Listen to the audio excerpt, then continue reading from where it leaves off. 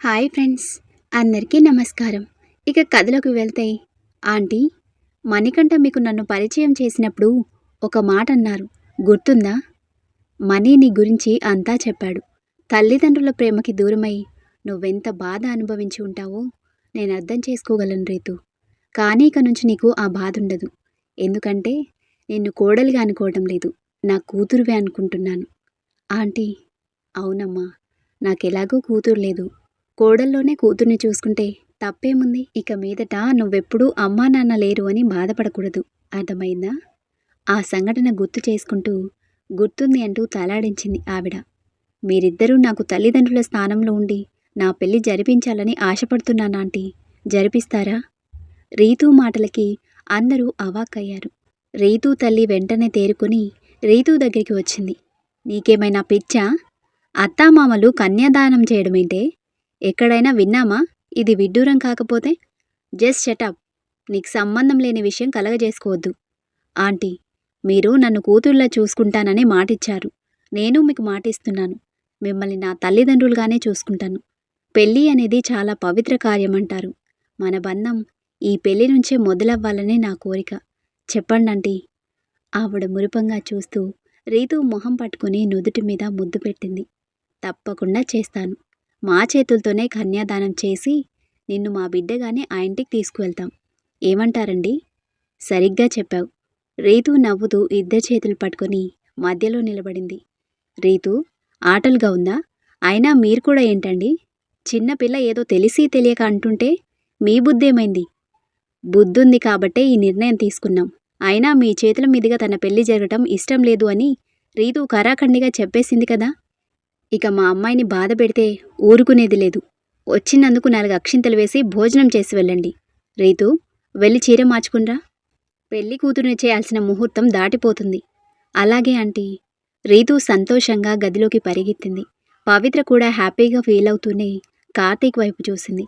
కార్తీక్ మణికంఠకి సైగలు చేసి నవ్వుతూ పవిత్ర వైపు చూశాడు. తననే చూస్తూ నిలబడింది. ఏంటి అలా చూస్తున్నావు? ముద్దొస్తున్నానా? పర్లేదు, నేనేమీ అనుకోను కానీ ముద్దు పెట్టుకోవచ్చు. పవిత్ర కోపంగా చూసి రీతు దగ్గరికి వెళ్ళిపోయింది. కార్తీక్ నవ్వుకుంటూ మణి దగ్గరికి వచ్చాడు. మణికంఠ రిలాక్స్గా ఊపిరి తీసుకుంటూ పక్కనే ఉన్న సోఫాలో కూలబడ్డాడు. ఉఫ్, ఏం జరుగుతుందో అని భయపడ్డాన్రా. రీతు చాలా బ్రిలియంట్గా ప్రాబ్లం సాల్వ్ చేసింది. కూల్రా, భయం ఎందుకు? రీతుని నేను ఇష్టపడ్డాను అన్న ఒకే ఒక్క కారణంతో అమ్మా నాన్న అడ్డు చెప్పకుండా పెళ్లికి ఓకే చెప్పేశారు. కానీ ఈరోజు ఈ గొడవ చూసి వాళ్ళేమంటారు అని భయపడ్డాను. థ్యాంక్ గాడ్ ఏమీ జరగలేదు. కార్తీక్ నవ్వుతూ తన పక్కనే కూర్చున్నాడు. అవును, నువ్వేంటి ఇక్కడికి వచ్చావు? రాకూడదు కదా. పెళ్లి కూతుర్ని చేశాక కలవకూడదన్నారు కదా. అందుకే ముందే ఒకసారి కలిసి చూసి వెళ్దామని వచ్చాను. అయినా నన్ను పెళ్లి కొడుకుని చేసేది రేపు కదా. పర్లేదులే అని అమ్మ తీసుకొచ్చింది. నీ పనే బాగుందిరా. సరేలే, పవిత్రని కొంచెం పక్కకు తీసుకెళ్ళు. నేను రీతుని కలిసొస్తాను. దాన్ని నేను పక్కకు పిలిస్తే నా నెత్తి మీద పెద్ద బండారా వేసి చంపేస్తుంది. నా వల్ల కాదురా బాబు. అదేంట్రా, ఏదో పక్కింటోడు పెళ్ళాన్ని పిలవమన్నట్టు భయపడుతున్నావు? నీ పెళ్ళాన్నే పిలవమంది. నాన్న మణికంఠ, తమరు మా ఇద్దరి మధ్య పెట్టిన చిచ్చు కార్చిచ్చులా ఇంకా మండుతూనే ఉంది. దాని మనసు మారే వరకు నాతో ఇలాంటి పనులు చేయించకరా. నేను మామూలుగా పక్కకి రమ్మని పిలిచినా దానికోసమే పిలిచాను అనుకొని డివోర్స్ నా మొహం మీద కొట్టిపోయినా పోతుంది. కాబట్టి నేను చెప్పొచ్చేదేంటంటే, ఎవడి పనులు వాడే చేసుకోవాలి. పో, పోయి నీ తంటాలేవో నువ్వే పడు. ఛీ, మగాళ్ళ పరువు తీస్తున్నావు కదరా.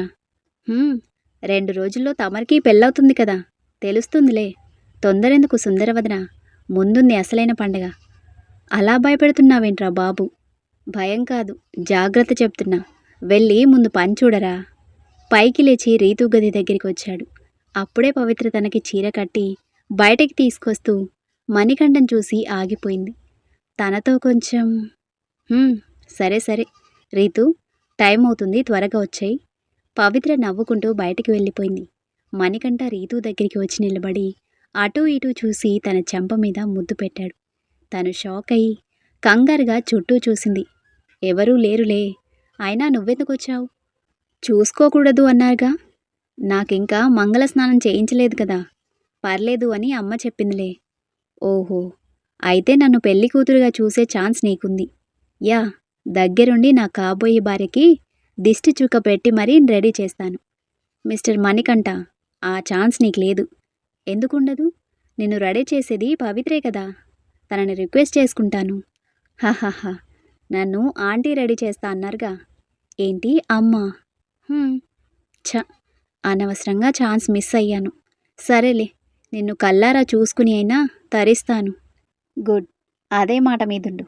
టైం అవుతుంది, నేను వెళ్ళనా మరి? చేసేదేం లేదు కదా, వెళ్ళు. రీతు నవ్వుకుంటూ పెరటి వైపు వచ్చింది. అప్పటికే అన్ని ఏర్పాట్లు చేయటంతో తనని కూర్చోబెట్టి మంగళస్నానం చేయించటం మొదలుపెట్టారు.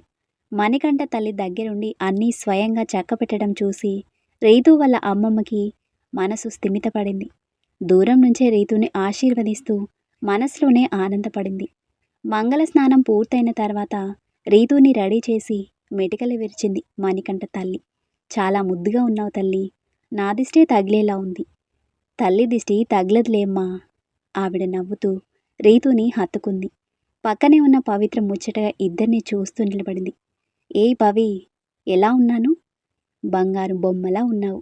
సరే గాని, పాపం మణికంఠ నిన్ను చూడాలని బయట పడిగాపులు కాస్తున్నాడు.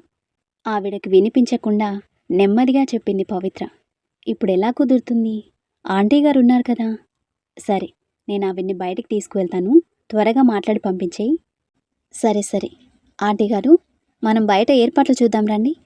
సరేనమ్మా. ఇద్దరూ బయటికి వెళ్ళిన తర్వాత మణికంఠ లోపలికి వచ్చాడు.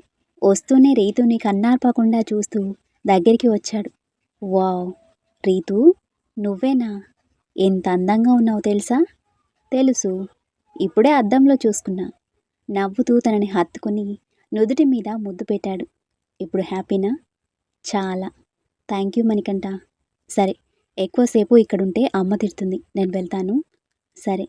మణికంఠ బయటికి వెళ్ళిపోయాడు. ఆ తర్వాత రీతుని కూర్చోబెట్టి ముత్తైదువులకు తాంబూలాలు ఇప్పిస్తున్నారు. కార్తీక్కి ఫోన్ రావడంతో బయటికి వచ్చి ఫోన్ లిఫ్ట్ చేశాడు. సిగ్నల్ లేకపోవడంతో కొంచెం ముందుగా వెళ్ళాడు. ఫోన్ని అటూ ఇటూ తిప్పుతూ సిగ్నల్ కోసం ట్రై చేస్తుండగా కాల్ కట్ అయింది. ఈ సిగ్నల్స్ ఒకటి సరిగ్గా ఉండి చావు. అన్నయ్య వాళ్ళు బయలుదేరామని చెప్పడానికి ఫోన్ చేసుంటారు. సరేలే, తర్వాత చేద్దాం. ఫోన్ పాకెట్లో పెట్టుకుంటూ పక్కకి చూసేసరికి కొంచెం దూరంలో విక్రమ్ ఎవరితోనో మాట్లాడుతూ కనిపించాడు. విక్రమ్కి ఈ ఊర్లో ఏం పని? ఓ, మర్చిపోయాను, తనది కూడా ఈ ఊరే కదా. ఆయన ఎవరితో మాట్లాడుతున్నాడు? ఆతృతగా తనను చూడ్డానికి ప్రయత్నిస్తున్నాడు. చెట్టు అడ్డుగా ఉండటంతో కనిపించటం లేదు. కొంచెం ముందుకు వచ్చి పరికించి చూసి తనతో మాట్లాడుతున్న అమ్మాయిని చూసి షాక్ అయ్యాడు. పవిత్ర చెల్లెలు ప్రమీల. కాసేపు ఏమీ అర్థం కాక అక్కడే నిలబడి చూశాడు. ఇంతలో ప్రమీల కోపంగా ఏదో చెప్పి రీతు ఇంటివైపు రావటం గమనించి తనకి కనిపించకుండా దాక్కున్నాడు కార్తీక్. తను వెళ్ళిన తర్వాత కోపంగా విక్రమ్ దగ్గరికి వచ్చాడు. కార్తీక్ని గమనించిన అతను సిగరెట్ తాగుతూ చెట్టుకి ఆనుకొని నిలబడ్డాడు. కార్తీక్ కాలర్ పట్టుకునేసరికి చేతిలో సిగరెట్ పాడేసి అయోమయంగా కార్తీక్ వైపు చూశాడు విక్రమ్. కార్తీక్, ఏంటిది? వదలండి. ప్రమీలతో నీకేం పనిరా? అయినా ఇక్కడేం చేస్తున్నావు నువ్వు? అయ్యో, తప్పుగా అనుకోకండి. ముందు షర్ట్ వదలండి, అన్నీ వివరంగా చెప్తాను. ప్రమీల లోపలికి రావడం చూసి రీతు నవ్వుతూ హాయ్ చెప్పింది. హాయ్ అక్క. ఓవే, అక్క అంట అక్క, ఇప్పుడా వచ్చేది? సారీ అక్క, కాలేజ్లో పనుండి వెళ్ళాను, అందుకే లేట్ అయింది. అమ్మ పవిత్ర, మీ ఆయన నువ్వు కలిసి అక్షింతలు వేయండి. అవును, మీ ఆయన ఎక్కడా? ఇల్లంతా వెతికి వచ్చింది, ఎక్కడా అతను కనిపించలేదు. అది ఇక్కడే ఉండాలి ఆంటీ గారు, చూస్తాను. ఏయ్, మీ మీ బావగారు బయటేమన్నా ఉన్నారా? లేరక్క, ఇప్పుడేగా లోపలికి వచ్చింది, నాకైతే కనిపించలేదు. ఇప్పటి వరకు ఇక్కడే ఉన్నారు కదా, ఇంతలోనే ఎక్కడికి వెళ్ళిపోయారు? మనసులోనే అనుకుంటూ బయటకొచ్చింది. కార్తీక్ కోసం వెతుకుతూ ముందుకు వెళ్ళేసరికి విక్రమ్తో మాట్లాడుతున్న కార్తీక్ని చూసి షాక్ అయింది. విక్రమ్ ఏంటిక్కడ? ఈయన విక్రమ్తో ఏం మాట్లాడుతున్నారు? కాసేపు అక్కడే నిలబడి చూసింది. తన గుండె వేగం తనకే వినిపించేంతగా పెరిగింది. విక్రమ్ తన వెంటపడిన మాట నిజమే గాని ఎప్పుడూ తనతో తప్పుగా బిహేవ్ చేయలేదు. తను మళ్ళీ చదువుకోవడానికి కాలేజ్లో చేరే వరకు విక్రమ్ని చూసింది కూడా లేదు. కానీ ఇప్పుడిలా అతను కార్తీక్తో మాట్లాడుతుంటే ఏదో తెలియని భయం ఆవహించేసింది తనని. కార్తీక్ రావడం చూసి నుదుటికి పట్టిన చెమటలు తుడుచుకుంటూ అతనికి ఎదురెళ్ళింది. ఎక్కడికి వెళ్ళిపోయారు? అదేం లేదు, ఫోన్ వస్తే బయటికి వచ్చాను. రా, లోపలికి వెళ్దాం. పవిత్ర చేయి పట్టుకుని లోపలికి తీసుకువచ్చాడు. మణికంఠ తల్లి ఇద్దరికీ అక్షింతలిచ్చి ఆశీర్వదించమని చెప్పటంతో తనని ఆశీర్వదించారు. రీతూ చాలా సంతోషంగా కనిపించింది. పవిత్ర తనని చూసి మురిసిపోతూ కార్తీక్ వైపు చూసింది. ముభావంగా కనిపించాడు. ఈయన విక్రమ్తో ఏం మాట్లాడుంటారు? పైగా ఫోన్ మాట్లాడాలని నాకు అబద్ధం చెప్పారు. అంటే ఒకవేళ మళ్ళీ నన్ను అనుమానిస్తున్నాడా? నోనో, అలా ఏం జరగదులే. ఆయన మారారు కదా. భగవంతుడా, మా మధ్య మళ్ళీ అలాంటి సిచ్యువేషన్ తీసుకురావద్దు. ఏయ్ పావి, ఎందుకు టెన్షన్ పడుతున్నావు? ఏం లేదు, కొంచెం అనీజీగా ఉంది. నేను ఇంటికి వెళ్తాను. సరే సరే, వెళ్ళి రెస్ట్ తీసుకో. కార్తీక్, దాన్ని ఇంటికి తీసుకువెళ్ళు. నాకు కొంచెం పనుంది రీతు. ప్రమిళ, నువ్వు మీ అక్కని ఇంటికి తీసుకువెళ్ళు. నేను పని చూసుకొని వస్తాను. ఈ ఊర్లో నీకేం పని కార్తీక్? ఉందిలే, తర్వాత చెప్తాను. పవి, నువ్వెళ్ళు. కార్తీక్ బయటికి వెళ్ళిన తర్వాత తన చెల్లెలతో ఇంటికి బయలుదేరింది. ఇంటికి చేరిందే గాని తన మనసు స్థిమితంగా లేదు. కార్తీక్ విక్రమ్తో మాట్లాడటం, పనుందని చెప్పి బయటికి వెళ్ళటం చాలా అసహజంగా అనిపిస్తుంది తనకి. ఈయన ఎక్కడికి వెళ్ళారు? ఈ ఊర్లో ఈయనకేం పని? కొంపదీసి విక్రమ్ ఇంటికి వెళ్ళాడా? వెళితే వెళ్ళనివ్వు, నా తప్పు లేనప్పుడు నేనెందుకు భయపడాలి? మునిపటి పవిత్రలా ఆలోచించక పవిత్ర. ఈసారి కూడా ఆయన బుద్ధి మారకపోతే ఇక కలిసి ఉండటంలో అర్థమే లేదు. ఏం జరిగితే అదే జరగనివ్వు. నేను అన్నింటికీ సిద్ధంగానే ఉండాలి. అలా తనకి తాను ధైర్యం చెప్పుకుందే గాని మనసు స్థిమిత పడటం లేదు. అంతకంతకు టెన్షన్ ఎక్కువైపోతుంది. పక్కనే బెడ్ మీద నిద్రపోతున్న బాబుని చూసి ఒక్కసారిగా ఏడుపు తన్నుకొచ్చింది తనకి. సారీరా, నీకోసమైనా మీ నాన్నతో కలిసి ఉండాలనుకున్నాను. నీకేం భయం లేదు, నేను చూసుకుంటాను కదా. నిన్ను మహారాజులా పెంచుకుంటాను. మీ నాన్న బుద్ధులు రాకుండా జాగ్రత్త పడతాను. అక్క, బావగారు బయటికి రమ్మంటున్నారు. వచ్చేశారా? అంటూ గది నుంచి బయటికి వచ్చిన తనని ఎదురుగా కార్తీక్ ఫ్యామిలీతో పాటు విక్రమ్ కూడా కనిపించేసరికి అప్పటి వరకు కూడగట్టుకున్న ధైర్యం మొత్తం ఎగిరిపోయింది. టెన్షన్తో కళ్ళు బయళ్ళు కమ్మటం, తాను కింద పడిపోవటం తెలుస్తూనే ఉంది తనకి. ఆ తర్వాత పూర్తిగా స్పృహ కోల్పోయింది. సడన్గా పవిత్ర అలా పడిపోవడంతో ఇంట్లో అందరూ కంగారు పడ్డారు. కార్తీక్ తనని బెడ్ మీద పడుకోబెట్టాడు. నెమ్మదిగా కళ్ళు తెరిచి చూసింది పవిత్ర. ఎదురుగా కార్తీక్ తననే చూస్తూ కూర్చున్నాడు. తను కళ్ళు తెరవగానే రిలాక్స్ అయ్యి తన చేతిని పట్టుకున్నాడు. ఎలా ఉంది పవి? ఏమైంది నీకు? సడన్గా అలా పడిపోయావు? ఏమో తెలీదు. సరేలే, బయటికి రా. అందరూ నీకోసం ఎదురు చూస్తున్నారు. ఎందుకు? రా చెప్తాను. తన చేయి పట్టుకుని బయటికి తీసుకువచ్చాడు. అందరూ నవ్వుతూ మాట్లాడుకుంటున్నారు. విక్రమ్ పక్కనే కూర్చుని ఉన్న ప్రమీలను చూసి పవిత్రకేమీ అర్థం కాలేదు. అయోమయంగా చూస్తూనే నిలబడింది. పవిత్ర, ఎలా ఉందమ్మా? రిషి అడిగేసరికి అతని వైపు చూసి బానే ఉందని చెప్పింది. తన మొహంలోని భావాలు కార్తీక్కి అర్థమై నవ్వుతూ తన వైపు చూశాడు. ఏంటలా క్వశ్చన్ మార్క్ ఫేస్ పెట్టావు? విక్రమ్ ఇక్కడేంటనా? నువ్వు కడుపుతో ఉన్నప్పుడు నీ చెల్లెలకు ఒక సంబంధం కుదిరిందని మీ అమ్మ నీతో చెప్పింది, గుర్తుందా? గుర్తుంది. అది ఈ విక్రమే. ఏంటి? అవునమ్మా, కాలేజ్లో నీ సీనియర్ అంట కదా, ఇప్పుడే చెప్పాడు. పవిత్ర తల్లి సంతోషంగా చెప్తుంది. పవిత్రకి అంత అయోమయంగా ఉంది. ఏదో జరుగుతుంది అనుకున్న తనకి ఇంకేదో జరిగేసరికి ఎలా రియాక్ట్ అవ్వాలో అర్థం కాక బ్లాంక్ ఫేస్తో నిలబడింది. సరే విక్రమ్, రేపొచ్చి మీ వాళ్ళతో మాట్లాడతాం. నువ్వు నిశ్చింతగా ఇంటికి వెళ్ళు. థ్యాంక్స్ కార్తీక్, వెళ్ళొస్తాను. ఆంటీ, వెళ్ళొస్తాను. సరే బాబు. ప్రమీ, పంపించిరావే. విక్రమ్తో పాటు బయటికి వెళ్ళింది ప్రమీల. పవిత్ర కార్తీక్ చేయి పట్టుకొని గదిలోకి తీసుకువెళ్ళింది. ఏంటి పవిత్ర, అసలేం జరుగుతుంది ఇక్కడ? నాకేం అర్థం కావటం లేదు. సరే, నీకు అర్థమయ్యేలా చెప్తాను, జాగ్రత్తగా విను. పెళ్ళిళ్ళ పేరయ్య ద్వారా ప్రమీల ఫోటో విక్రమ్ ఫ్యామిలీ దగ్గరికి వెళ్ళింది. వాళ్ళందరికీ ప్రమీల బాగా నచ్చటం, పెళ్లి చూపులకి రావటం, విక్రమ్కి ప్రమీలకి కూడా ఒకరికొకరు నచ్చటంతో పెళ్లి ఖాయం చేశారు. అంతా సెట్ అయింది అనుకున్న సమయంలో ప్రమీల నీ చెల్లెలని విక్రమ్కి తెలిసింది. అదే కాలేజ్లో నీ వెంట పడ్డాడంట కదా. పవిత్ర చురుగ్గా కార్తీక్ వైపు చూసింది. కానీ అతని మొహంలో ఎలాంటి భావాలు కనిపించడం లేదు. చాలా నార్మల్గా చెప్పుకుపోతున్నాడు. ఏయ్ పవి, వింటున్నావా? చెప్పండి. అదే విషయం నీ చెల్లెలికి చెప్పాడంట. అప్పటికి మన డివోర్స్ కేస్ కోర్టులో నడుస్తుంది కదా. అందుకే ప్రమీల భయపడుతుంది. విక్రమ్ వల్ల మళ్ళీ మన ఇద్దరి మధ్య మిస్అండర్స్టాండింగ్స్ వస్తాయని భయపడి తను పెళ్ళికి నో చెప్పింది. ఏంటి? నా కోసం విక్రమ్ని వద్దనుకుందా? అవును, అదే కదా అక్క చెల్లెళ్ళ బంధం అంటే. అప్పటినుంచి ఈ మ్యాటర్ ఇలా సాగుతూనే ఉంది. ఇవాళ ఉదయం రీతు ఇంటి బయట విక్రమ్ ప్రమీలతో మాట్లాడుతుంటే చూశాను.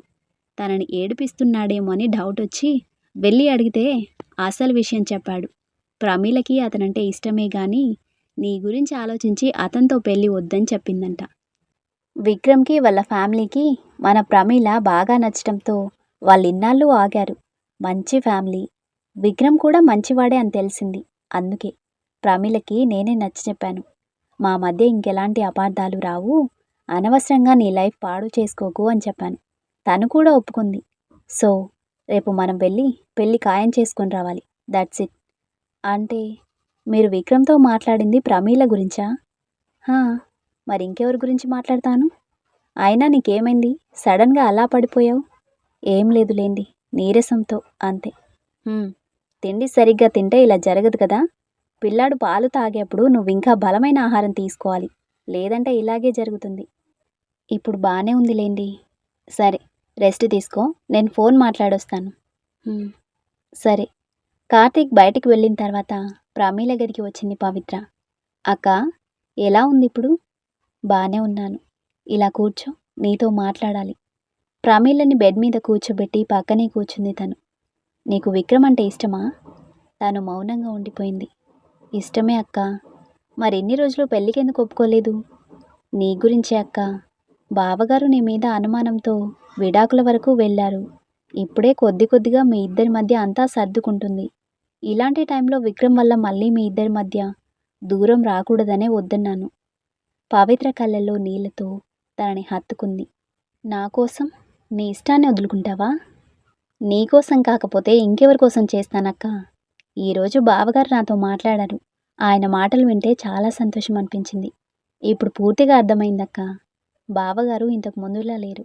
ఆయనలో చాలా మార్పు వచ్చింది. అందుకే పెళ్లి ఒప్పుకున్నాను. పవిత్ర సంతోషంగా తన చేతిని పట్టుకుంది. పాపం, విక్రమ్ గారిని చాలా ఇబ్బంది పెట్టానక్క. నేను నీ చెల్లెల్ని అని తెలియగానే నాకు నిజం చెప్పారు. కాలేజ్లో నీ వెంట పడేవాడని అప్పుడే చెప్పేశాను. నా వల్ల మళ్ళీ మా అక్క జీవితంలో ఇబ్బంది రాకూడదు, పెళ్ళి వద్దు అని చెప్పేశాను.